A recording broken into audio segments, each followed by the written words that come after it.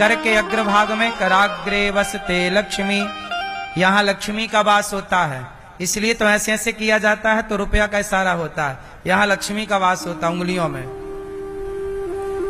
ये किसका इशारा है? पैसे का। यह है लक्ष्मी का वास। कराग्रे वसते लक्ष्मी, अग्रभाग उंगलियों में लक्ष्मी का वास होता है। कर मध्य सरस्वती, मध्य भाग में सरस्वती, यहाँ सरस्वती। और मूल पूरे में भगवान कृष्ण का वास होता है, हाथों में। आपको पता है आपका पूरा भाग्य आपके हाथों की रेखा में लिखा हुआ है, बस आपको पढ़ना नहीं आता। कोई पढ़ने वाला मिले तो एक एक चीज बता सकता है कि आपके भाग्य में क्या था, क्या है, क्या होगा।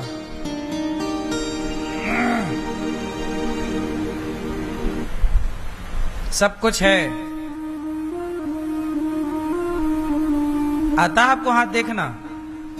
नहीं आता। ये रेखाएं क्या कहती हैं? ये रेखाएं आपका भविष्य तय करती हैं। ये जीवन रेखा है। ये बताती है कि आपकी उम्र कितनी होगी। ये भाग्य रेखा है। ये बताती है कि आपका भाग्य क्या है। ये आपका अंगूठा ये बताता है कि आप कितने बड़े धर्मात्मा हो। टेढ़ा करो जरा से। जिसका अंगूठा पीछे की तरफ जितना झुकेगा वो उतना धर्मात्मा है, और कम झुकेगा मतलब कम धर्मात्मा है। सीधा खड़ा है मतलब बिल्कुल पापी टाइप का व्यक्ति है, उसके अंदर दया नहीं है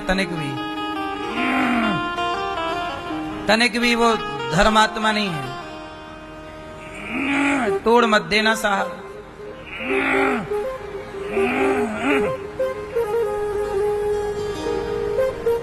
ठीक है। ये जितना पीछे जाएगा, ये देखो, ये उतना धर्म का सूचक है। ये जितना पीछे जाता है व्यक्ति उतना धर्मात्मा है। सीधा खड़ा है, पीछे नहीं जा रहा, मतलब इसके जीवन में धर्म कम है, जीरो कह सकते हैं। कुछ लोग क्या करते हैं, रोटी मांगने कोई जाए द्वार पे साधु तो उसे भी भगा देते। सब मतलब भूखा आदमी तुम्हारे द्वार पे आके मांग भैया रोटी दे, तुम मांगा, तुम डंडा मार रहे हो। मतलब क्या है ये? तुम्हारे अंदर तनिक भी धर्म नहीं है कि दो रोटी तुम दे सको। कुछ लोगों के अगर गैया आती है, गैया रोटी के लिए आती सबके द्वारों पे, अब तो देखो गैया भी आना बंद हो गई। गैया आती तो लोग डंडा मार देते। क्यों मार? तुम्हारे घर में एक रोटी भी नहीं गैया के लिए। इसका मतलब तुम्हारे भीतर धर्म तनिक भी नहीं, दया नहीं है तुम्हारे अंदर, निर्दयी है आदमी। ये हाथ सब कुछ बताता है, तुम्हारा मस्तिष्क कितना चलता है, तुम क्या करोगे आगे, क्या कर पाओगे, क्या नहीं कर पाओगे, सब कुछ लिखा है। पढ़ना आना चाहिए बस।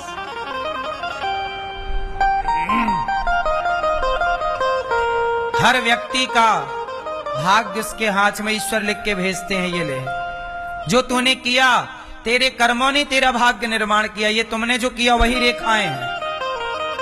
तुमने अच्छा किया तो रेखाएं अच्छी हैं, बुरा किया रेखाएं बुरी हैं। लिखा तो सब तुम्हारे कर्मों के अनुसार ही है ना।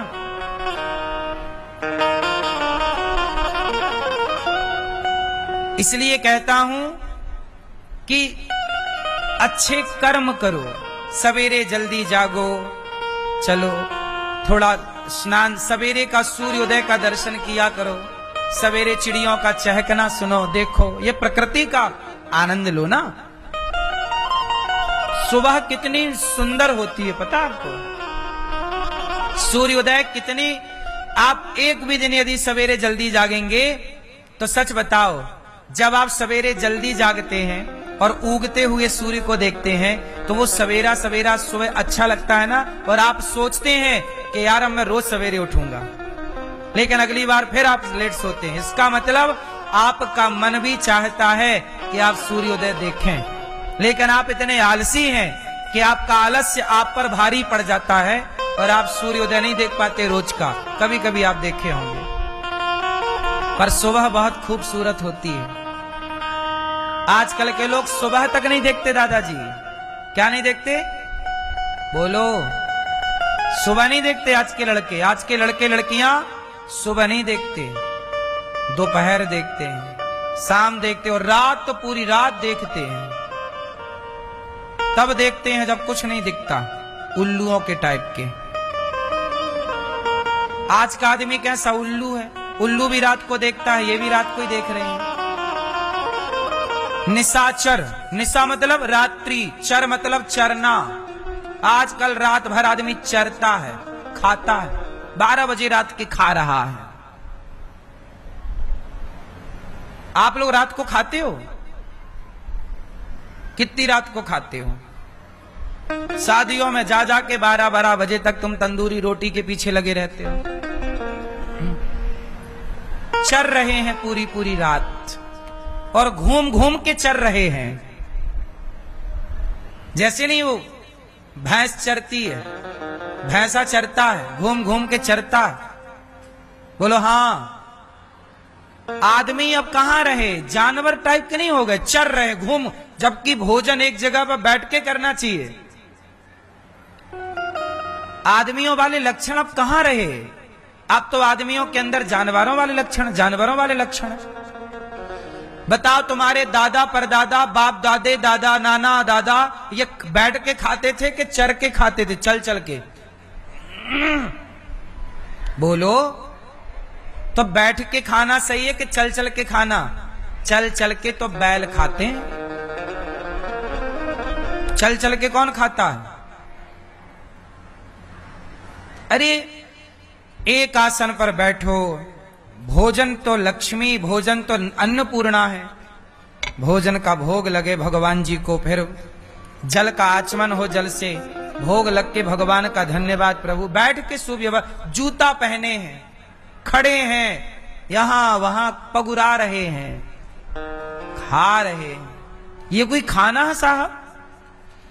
इतना विश्व गुरु रहने वाला भारत, कभी किसी ने नहीं सोचा था कि भारत खाने पीने का भी विज्ञान भूल जाएगा।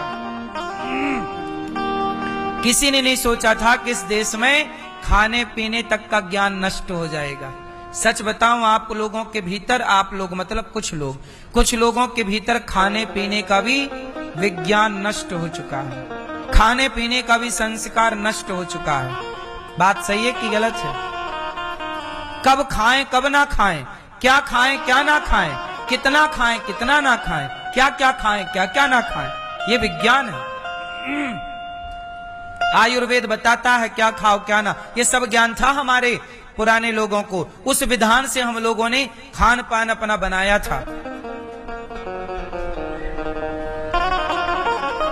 आपको क्या लगता है कि आप ही सब जानते हो?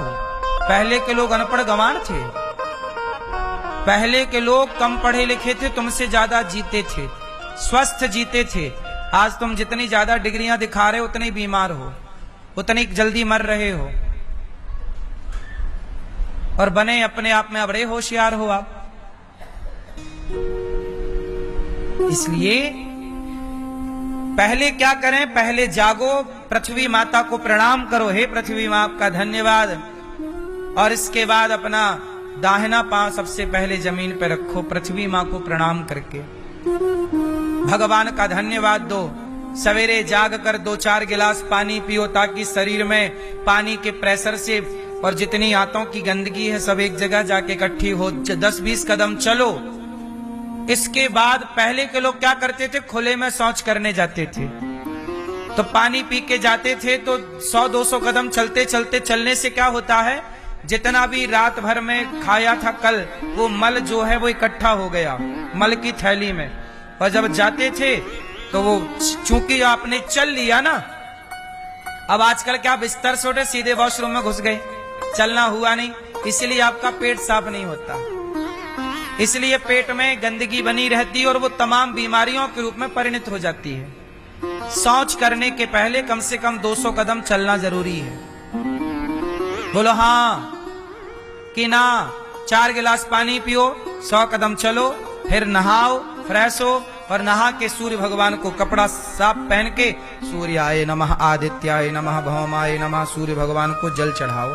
सूर्य भगवान को जल चढ़ाने के बाद अपने घर में जो गोपाल जी हैं शालिग्राम जी हैं, उनको स्नान कराओ, उनकी सेवा कर लो, जरा स्नान कराओ, थोड़ा समय है तो श्रृंगार करो, पूजा करो, भगवान का पूजन करो, भगवान से प्रार्थना करो, हे प्रभु ये परिवार आपका, ये व्यापार आपका, त्वमेव माता च पिता, हे प्रभु सब आपका है, प्रणाम करो। समय है तो सुंदरकांड का पाठ कर लो, थोड़ा हनुमान चालीसा का पाठ कर लो, ईश्वर को थैंक यू दो कि प्रभु आपने हमें ये जीवन दिया, धन्यवाद। भगवान को भोग लगाओ, फिर थोड़ा प्रसाद पाओ, फिर खाओ पियो आनंद से, फिर अपने काम पे जाओ।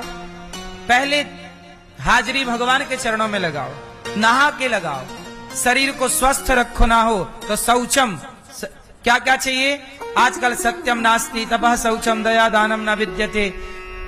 नहा धोकर क्या करो, भोग लगा के भगवान को पूजा पाठ करके भोग लगाओ, और फिर रोज कोई भूखा हो प्यासा हो आपके द्वार पर, उसे भूख को भोजन दो, प्यासे को दो, खिलाकर खाओ। नियम बनाओ कि पहले हम देंगे फिर खाएंगे।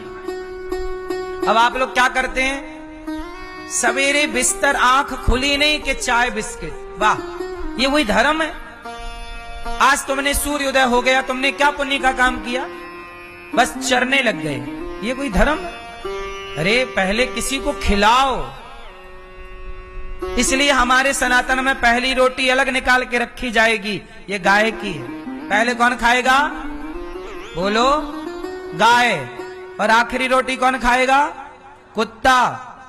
और कोई साधु आए द्वार पर तो बड़े सम्मान से पहले के लोग उसे भिक्षा देते, अरे हमारा बड़ा भाग्य है कि आज हमारे द्वार पर कोई साधु आया, भिक्षा लेने आया। आपको पता है संत वृंदावन में संत लोग क्या करते हैं, बोलो, आपको पता है वृंदावन में संत लोग क्या करते हैं, संत लोग मधुकरी करते हैं। मधुकरी क्या होती है, भिक्षा लेकर के खाते हैं। मैया भिक्षाम देही। साधु का धर्म होता है सन्यासी कभी आग का स्पर्श नहीं करता। जो सन्यासी होता है ना मेरी माँ, वो आग का स्पर्श, नियम है कि वो रोटी नहीं बना सकता, आग का स्पर्श नहीं कर सकता। जो सन्यासी है वो गृहस्थों के घर जाएगा और गृहस्थ लोग भिक्षा देंगे, उसी से वो अपना पेट भरेगा और भजन करेगा। भाई भजन करने वाले साधु को भी पेट भरने के लिए रोटी तो चाहिए, और वो रोटी कहां से आएगी, गृहस्थों के घर से। जब राम पढ़ने गए तो विद्यार्थियों का धर्म क्या था, भिक्षा मांग कर लाओ। राम भिक्षा मांगने जाते थे। भगवान कृष्ण गुरु जी के यहाँ गए गुरुकुल, तो भिक्षा मांग कर लाते, जो भिक्षा मिलती उससे गुरु माता रोटी बनाती, भोजन बनाती, बच्चों को देती, बच्चे काम करते, पढ़ते और सीखते। यही परंपरा इस देश की रही है। अब कोई बालक तुम्हारे घर भिक्षा मांगने आए, आज भी जब यज्ञोपवीत होता है, जनेऊ होता है ना, तो बालक जनेऊ वाला भिक्षा मांग के लाता है। आज भी भिक्षा का विधान है, भिक्षा एक परंपरा है। भिक्षा कौन लेगा, साधु। अब हमारे वृंदावन में जितने भी संत हैं, ये संत क्या करते हैं, आज भी बड़े बड़े संत भिक्षा लेके खाते हैं, और वो लोग अपना सौभाग्य मानते हैं कि ये साधु जिनके घर से भीख लाते हैं, वो बहुत सम्मान के साथ कि आज हमारे द्वार साधु आएंगे और हम भिक्षा देंगे, और आज हमारी रोटी खाकर वो साधु भजन करेंगे। पहले के लोग अपने को गौरवान्वित महसूस करते थे कि यार हमारे रोटियां कोई साधु के पेट में जा रही है, वो भजन करेगा। और आजकल तुम्हारे द्वार पर कोई साधु आए, तुम डंडा लेके दौड़ते हो, बाबा कमा के खा नहीं सकता। हद होती है भाई। द्वार पे आए को रोटी दी जाती है, उपदेश नहीं। लेकिन आजकल के लोग क्या दे रहे हैं, उपदेश दे रहे, रोटी नहीं दे रहे हैं। इसलिए आजकल आप लोगों के दरवाजे अब कोई नहीं आता। बोलो हाँ। अरे गृहस्थ की सुंदरता किससे है, वो गृहस्थ नहीं जिसके द्वार से गाय ना गुजरती हो, जिसके द्वार से संत ना गुजरते हो। तुम्हारे द्वार पर गैया नहीं आती, तुम्हारे द्वार पर साधु नहीं आते, तो तुम्हारे द्वार पे कौन देवी देवता आएंगे?